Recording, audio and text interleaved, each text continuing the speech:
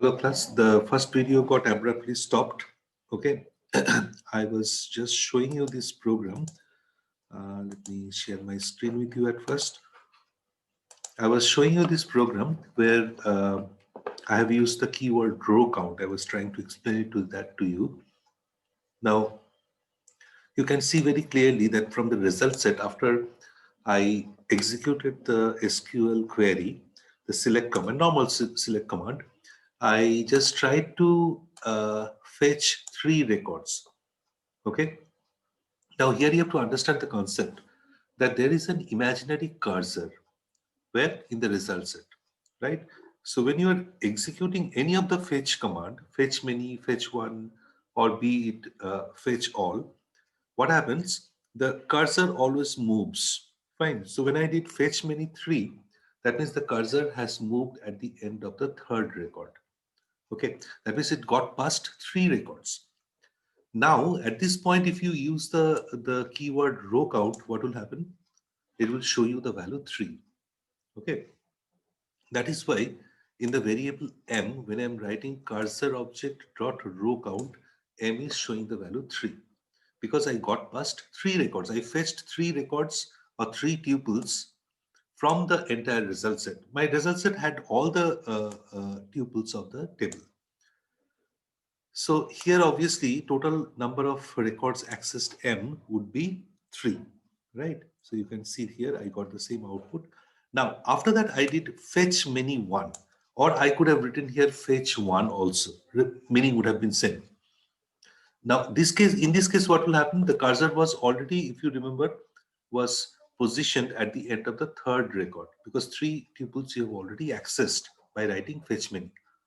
So now if you access one more, the same cursor from that place would move beyond another record.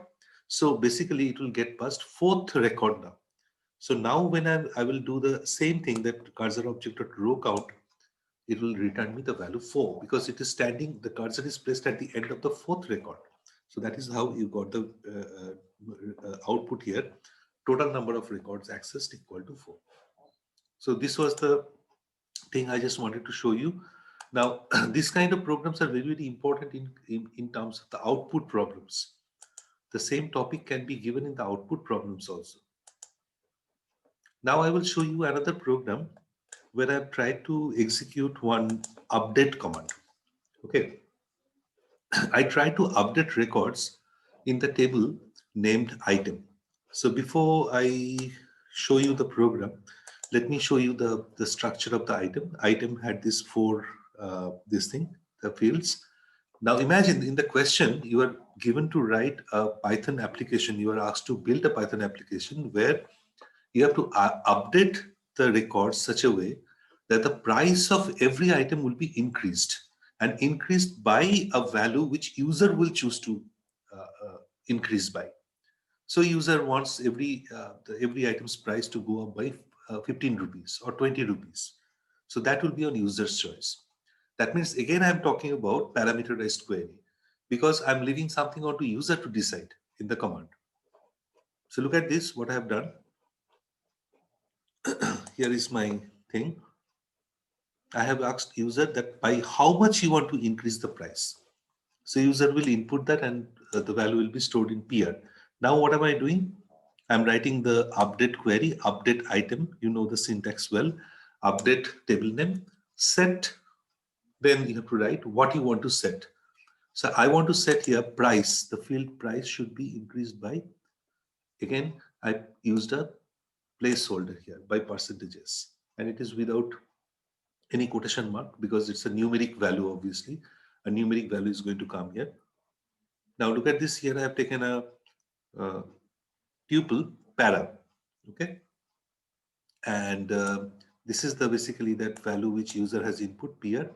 Now here I have done the execute command, execute st, this command, and percentage para, because para is going to replace that. And then I told you that about the commit function in my lastest video, that whenever you want to bring about any structural change in the table, then this command is very, very essential. But commit, remember, is used in connection with the connection object, not with the cursor object. Okay. And then after doing this, I just executed uh, normal select command 1 second to see that whether the updation has really taken place or not, right? So when I execute the command, look at this, what will happen. If you see now, the values of the prices of various items were 15, 5, 5, 3, etc., etc. Okay. Now I have started executing the commands already. Say I want to increase the price of everything by 20 rupees. So I enter the value 20 and the command is accepted. Fine. Now, if you go there and if you see the thing, I forgot to actually do any kind of result set and all here. Otherwise, we could have displayed the result here itself. If you see here, select star from item, then what will happen? We'll be able to see, look at this, you can clearly see that the price of every item is increased by 20 rupees. Fine. So this kind of update query can also be given in the question. I will give you the complete listing of the code. And one more thing I just tried to include in today's video. Um, I have written another program where I just wanted to show you an example where I wanted to insert many. There is a function called execute many. And through this one, I just try to do insert many records. So first of all, let me show you how, in which table I'm going to use it. Okay. Uh, if you see this, select star from, I've taken a table called book. Okay. You can see the book has only one record now, enjoy maths, book code and the price. That's the thing we have. Now, look at this here, what I have done. I wanted to insert many records. What can happen is I was just seeing in one of the sample papers, they have given a table that write a Python application by which you'll be able to insert all the 3 records or all the 4 records. So imagine you are given these 3 records in a table. So what you do, you take a list wherein every record you have to put as a tuple. Okay, every record you put as a tuple. Fine, because records are ultimately tuples only. Now, insertion you have done, you know it very well. But here I want to insert not one tuple, not one row. I wanted to insert many rows. So that is why here the command execute or the function execute is not going to work. You have to write cursor object dot another function called execute many. Okay.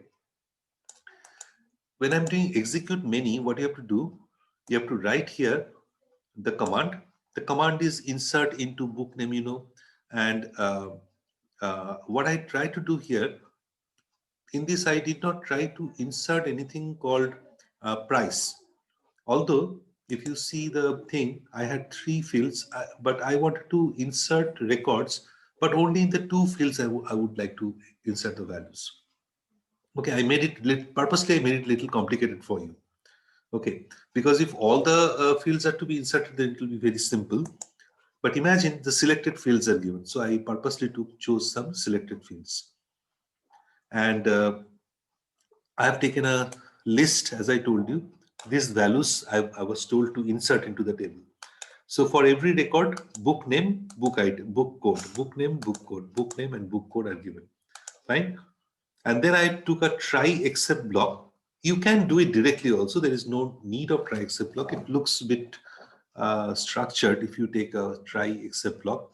Try except block is taken because by chance if the connectivity is a problem, by chance if any of your MS SQL connector may not always work properly, if it happens, then except function, except we know that try except block, probably you remember that wherever we are expecting something wrong to happen, that you put in the try block. Okay.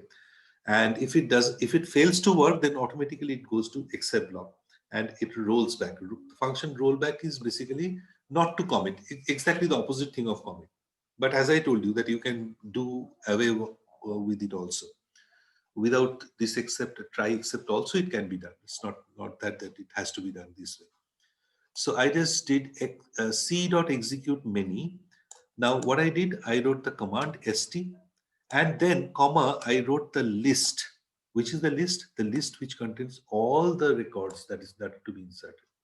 So if in a question you are given a table of records, if all the records are to be inserted, then what you do is, first of all, you take a list and put all the records in different tuples. That means those tuples will be elements of the list. And instead of cursor.execute, you write execute many, and you write first you write the command. Command is simple, that insert into whatever values, whatever. Now here look at this, I'm inserting two things. One is non-numeric, so I put first placeholder within double quotation mark. Second one is numeric, so I put it without quotation mark. Same rule. And then you write the entire list. So the difference is, here execute many means you have to write the command, comma, the list wherein all the records will be there as tuples. And then I did normal, that connection object dot commit, so that the effect takes place. The change, we can bring about the change in the table, so that the change comes in the table. So when you execute this, look at this, what happens. This did not show you any output, but obviously, if you go there now and you write the same command, look at this, select start from book. Now look at this, the Jungle Book was already, the Enjoy Maths was the only data here. After that, Jungle Book, Physics, Chemistry, these three names are already inserted. And look at this, since I did not give any value for the price column, so it is being shown as null, right?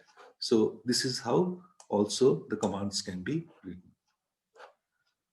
In my next video, I will try to give you some more interesting program. Let me go through the sample papers in greater details, and I will try to fetch some more interesting programs for you.